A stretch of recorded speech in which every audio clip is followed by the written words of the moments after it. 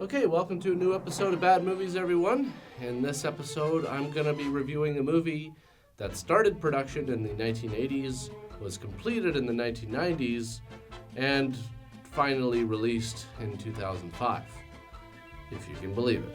And I'm just going to tell you guys right now, this movie is so bad. And not even one of those so bad it's good situations, it's just bad. It's a brutal movie, guys. I'm serious, everything about it. I wouldn't recommend watching it even with alcohol. So let's start off by taking a look at the poster. I haven't done that in a while. And there's actually a few posters for this film, but just by looking at them, you can tell that the distributor of the movie, Drafthouse Films, obviously knew what they had on their hands and decided to market it as such, which is actually a really good idea. It's a bad movie, so why not advertise the fact that it's a really bad movie, and that might actually get people interested. As weird as that sounds, that actually works. It did work. I watched it, and not just for this show. I watched it because I was genuinely interested in how bad it could really be. This poster has the tagline, "The Holy Grail of Holy F***ing Shit." The other posters feature some of the characters from the film, like Mina, Black Pepper, Chief, and this character is just called Police Detective. I guess 25 years wasn't enough time to come up with an actual name for the character, so the film was produced by John S. Rad, an Iranian filmmaker whose real name is... You know what, I'm just not even gonna attempt that. Anyways, he pretty much did everything here. The opening credits make sure that you know that. You may notice that it also says original music, song, and lyrics by John Rad. And what that means is for the next hour and 20 minutes, you are about to suffer through one of the most annoying instrumental loops ever featured in a film. Seriously, it's so bad. It sounds like something out of a cheesy 1970s porno. I'm guessing.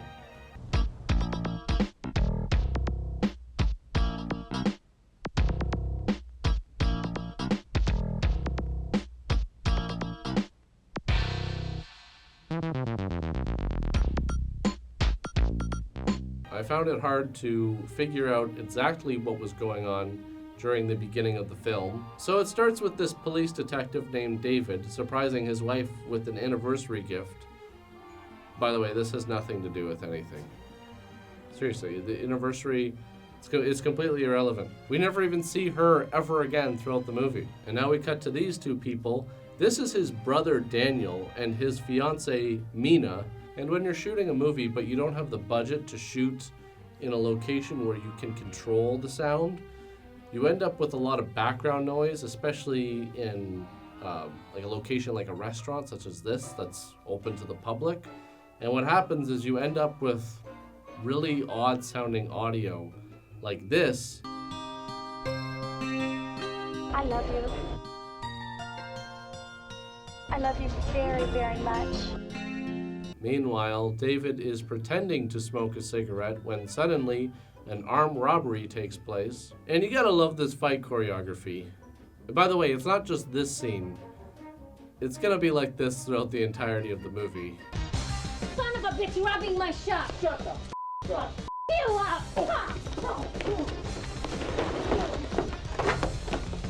Oh.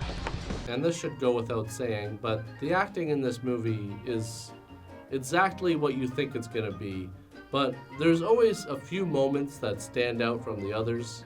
Congratulations. You're getting a fine woman. I like Mina.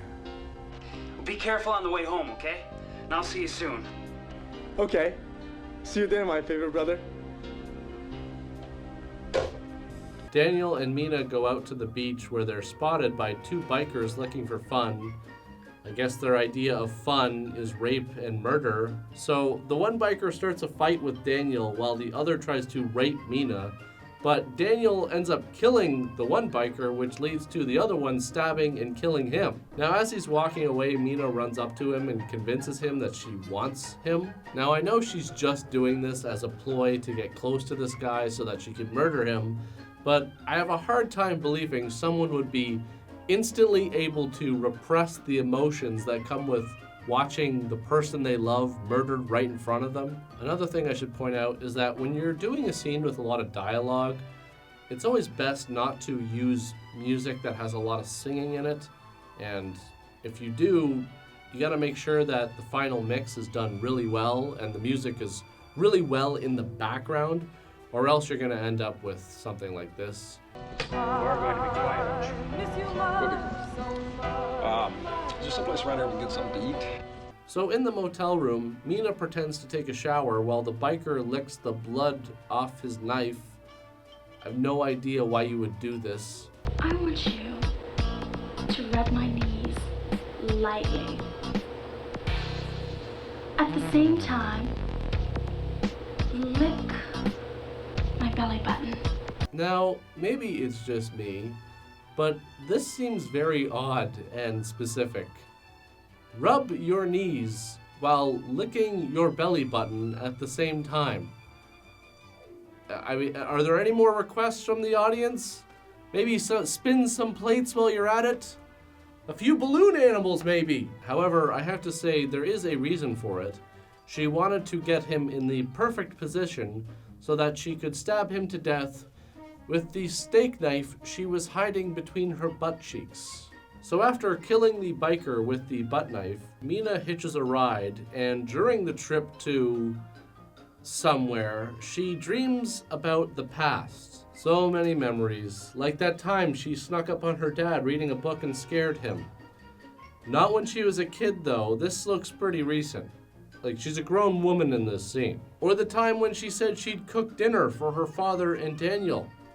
Yes, can't forget that one. Quite frankly, I'm a little surprised that her dreams weren't more about her time with Daniel specifically. You know, seeing that he was the love of her life and was just brutally murdered less than 24 hours ago. So anyways, the driver just suddenly decides, what the hell, I might as well rape this girl. Yes. Why should I pass up this kind of an opportunity? Oh, I don't know. I could probably think of a few reasons. The main one being that it's just wrong. I mean, there are many times during the course of a day where I could commit all sorts of crimes. I just don't do them. I mean, just the other day I was at the bank.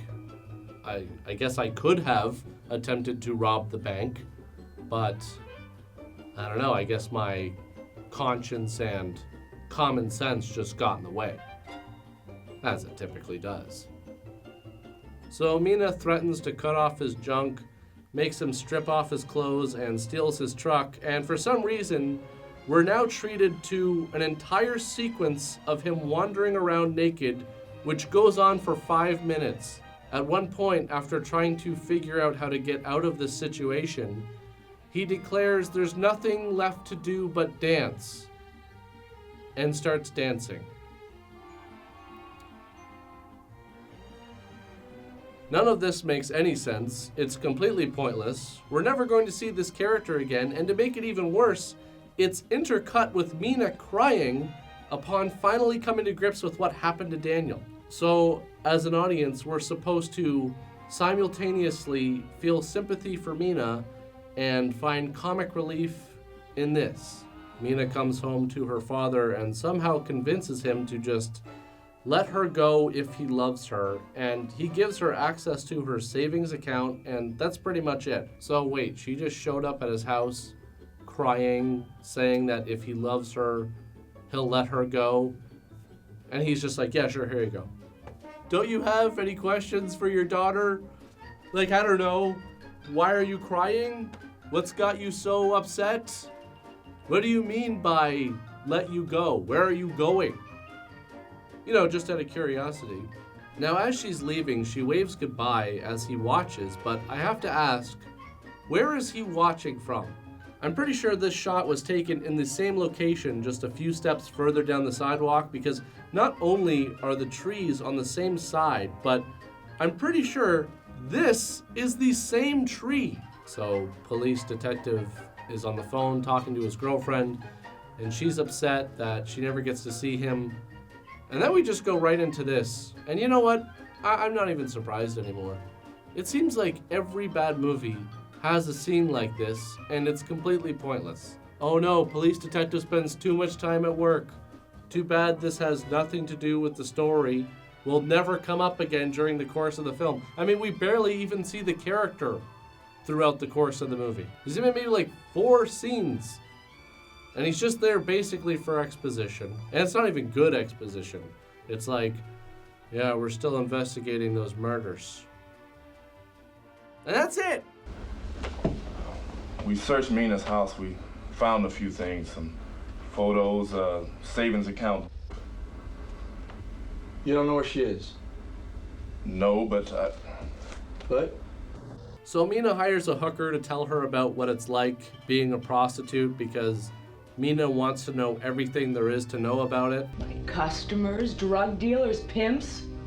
Who am I afraid of? What might happen to me? It's everywhere. Wait, what? So Mina says she's going to become just another girl working the streets, except that she's in a car driving around looking for guys to pick up. So either she's completely trying to reinvent the prostitution business, or she's just the best Uber driver ever. Except after she picks the guys up, she takes them behind a sheet and murders them. You might be thinking this is turning into Monster at this point, but you'd be wrong because that would mean the film would start becoming interesting. And I like this part where the music is actually singing what she's writing in the sand. My love, splendors of the moment.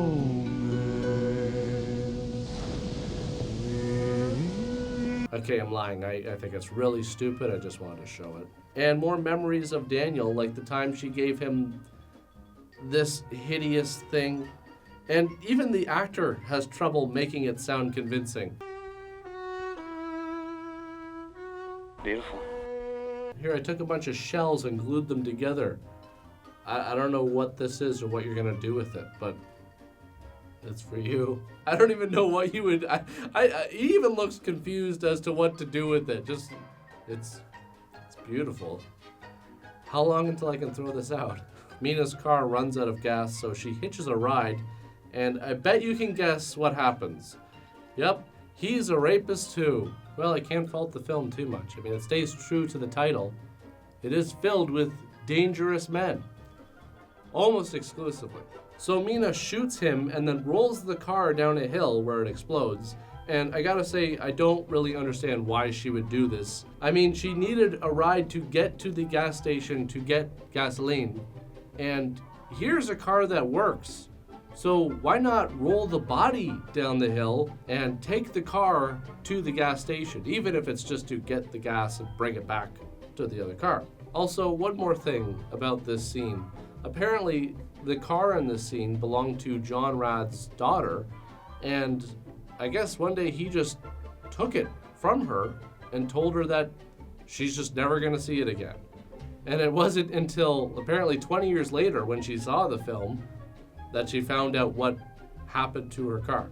I gotta say, that is pretty shitty. So now we get a bunch of shots of things, cop cars rolling down the street, cops getting out of cars, plane taking off. I have no idea what any of this has to do with anything. Now Mina finds out that the cops are actually looking for whoever is causing all these murders, and she seems quite distraught by it. Oh my God!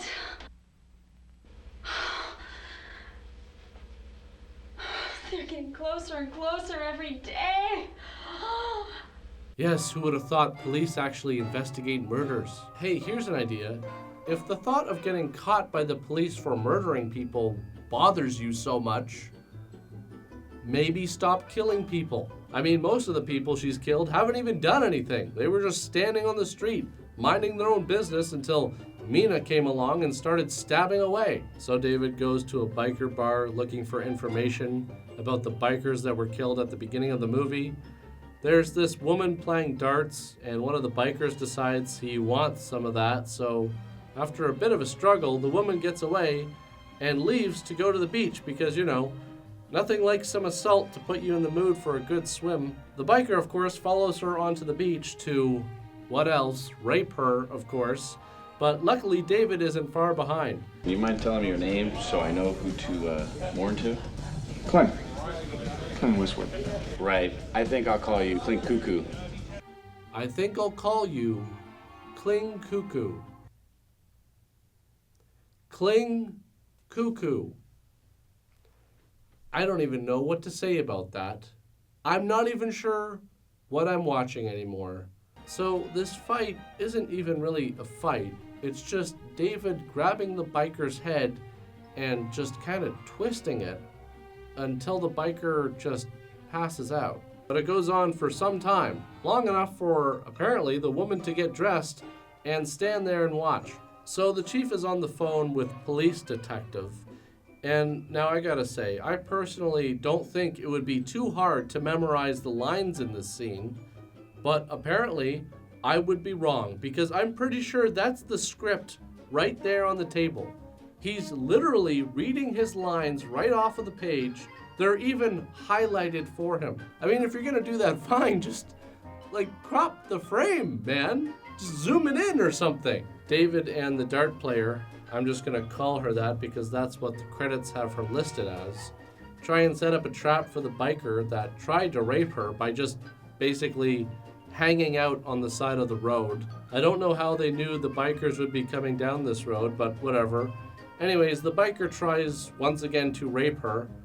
The plan, I'm assuming, is that David jumps out of the car to save her, but he can't because his foot is stuck. Wow, what a brilliant plan. If it wasn't for those shoes, you'd be out there right now stopping crime. Damn ponies. David finally gets out of the car.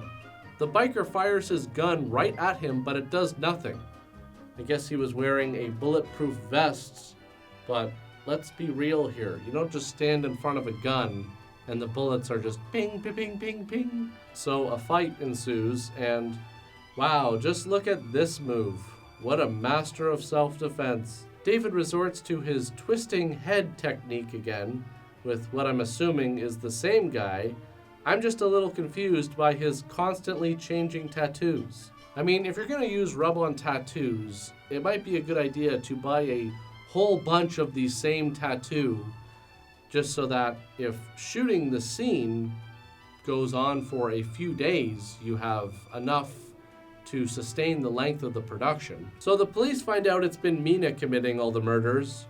Don't really know how they came to that conclusion. I mean, it doesn't even explain any of it. They just say, we have enough evidence. They finally arrest her on the street, and I've got to say, if someone in plain clothes came up to me and flashed that badge, I'd probably need some more ID. And that's the end of Mina in this movie. We never see her again. I imagine it might have something to do with the claim that apparently she broke her leg during filming at one point, and John Rad refused to pay any of her medical bills, so she just never came back. So the biker shows David how to get to Black Pepper's house. Who is Black Pepper, you might ask? Well, that's a good question. Black Pepper is apparently the son of one of the bikers who was killed in the beginning of the movie. So why are they going to his house? Who knows? Apparently because a bartender says that he deals drugs, that's enough to get a warrant to go search his house. Meanwhile, Black Pepper is living it up at his place on top of this hill, and oh yeah, this is really sexy. So after an excruciatingly long and awkward belly dancing scene that's in the movie for some reason, we get another one of these excruciatingly long and awkward bad movie sex scenes. The police raid the house, and Black Pepper's girlfriend decides the best place to hide is behind this sheet while kneeling on the bed. I mean, who knows? Maybe the cops will think it's a ghost and get scared away. Now, as Black Pepper is trying to escape, David spots him and chases after him, and the chief orders one of the other detectives to take the biker and lock him up. So we're forced to sit here and watch them untie the biker's legs, get him out of the car, and walk him off screen so that the chief can get into the car and drive to nowhere. Now, this fight scene between David and Black Pepper is hilarious, not only because it's terrible, but because they use the exact same sound effect over and over again for both characters.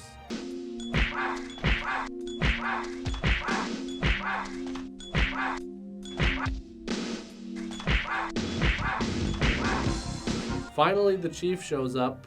I guess it took him a while to drive to the exact same location that David and Black Pepper barely jogged to. So now the chase begins. A really long chase between the chief and Black Pepper to the top of this hill, which honestly, I don't know where this is because Black Pepper's house was on top of the only hill nearby, and that's where they started. So after a while, Black Pepper makes his way up to this house, which is the exact same house they said was Black Pepper's in the first place. Now, the house is owned by this blind girl, and I have to say, if I was blind, I probably wouldn't buy a house that's on top of a hill and surrounded by a bunch of jagged rocks down below.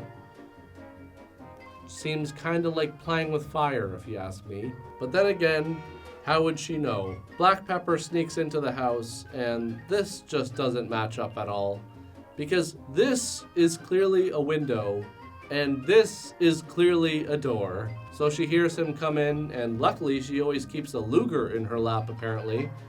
Which, again, is kind of risky if you ask me, but what do I know? I mean, she can't see, so maybe it's just one of the ways she stays entertained. Just fire off the gun now and then and try and guess what you hit by the sound it makes. That's a window. Pans, that's the kitchen. Is that a cat? What was that? So she fires at him, and I guess she misses, which somehow allows Black Pepper to teleport to the other side of the house. Anyways, after a bit of a struggle, the chief comes in, arrests him, and that's the end of the movie. I'm not even joking. It just suddenly freeze frames, and the credits just start rolling. So John Rad died in 2007, which means that he never really got to see the release that this movie was given by Draft House Films this past year, but apparently while he was still alive, he attended a midnight screening and wasn't really too happy with all the people laughing in the theater and just dismissed them as a bunch of drunk people. Now, the past few videos I've made, those movies were serious contenders for the worst movie I've ever seen. I honestly don't think I'm ever going to declare one movie as being the worst, but these have been easily in the top 10. Of course, as always, thanks for watching, guys. I'll see you next time with more bad movies.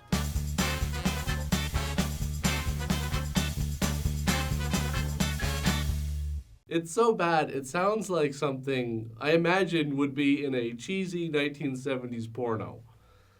I say I imagine because why would I be watching porno from 40 years ago? That has no interest to me at this point in my life. I could just imagine the day of shooting this and the direction that was given to this actress. Okay, so you're gonna have the steak knife. It's gonna be, okay, can we make sure it's like stuck between the cheeks there? Like really well? It can't fall out. We don't wanna waste any film here. Can we get some gaffer's tape maybe in there to... So after killing the...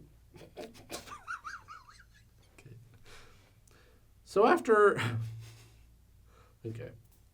So after killing the biker with the butt knife, she hitches a See, I knew it. I knew you would be able to...